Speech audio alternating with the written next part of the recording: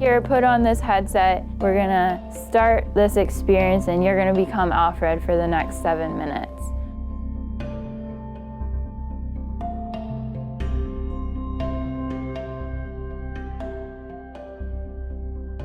Where Alfred is an empathy training exercise. Right now in the US, we've got this huge group of people over age 65 that's just gonna continue to grow really quickly. There's a huge need for students to be going into careers that are working with elderly people.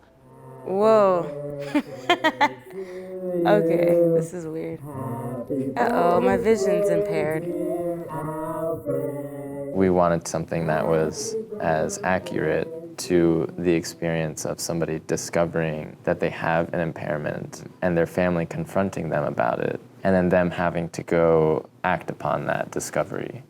What would the implications be when the doctor says, you're going to have this for the rest of your life? Personally, I have a little bit of macular degeneration in my family, and knowing that, I have relatives that are experiencing these types of things is one thing, but then kind of having the thought process of like, man, this is not going away. This is, something I have to deal with now is a little bit different of a thing, and I think it kind of helps you go through that a little bit more. I was kind of surprised at the emotions that were coming up. And yeah, you get that through a 2D or through a 3D animation, but having it directed towards you, so like you get that first person perspective, that really kind of added a whole nother level to it. I definitely see, like, especially with the way that technology is going, I definitely see our profession really having an impact in that arena and bringing more first person experience to medicine and to scientific understanding in general. A lot of times in VR,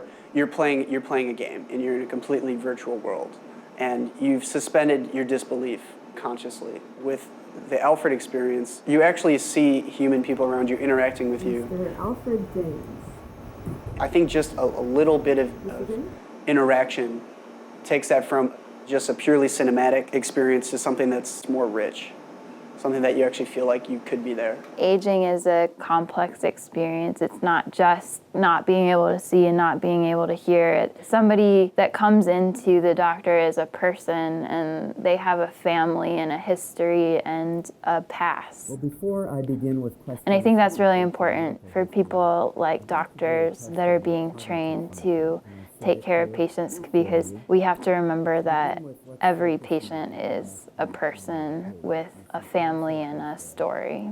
I don't remember what I'm supposed to do. I couldn't really hear him, and I couldn't see the test when he was describing it, so now I don't really remember what I was supposed to do. We combined things that we haven't really seen, and that was something that was hugely challenging. There was very little documentation of how to connect all of these different elements. People are emotionally simulated so that they feel like a sense of patronizing, or they feel kind of trapped. That's kind of rude that he said that. There's a trend in medical education right now where students are not choosing to pursue geriatric specialties.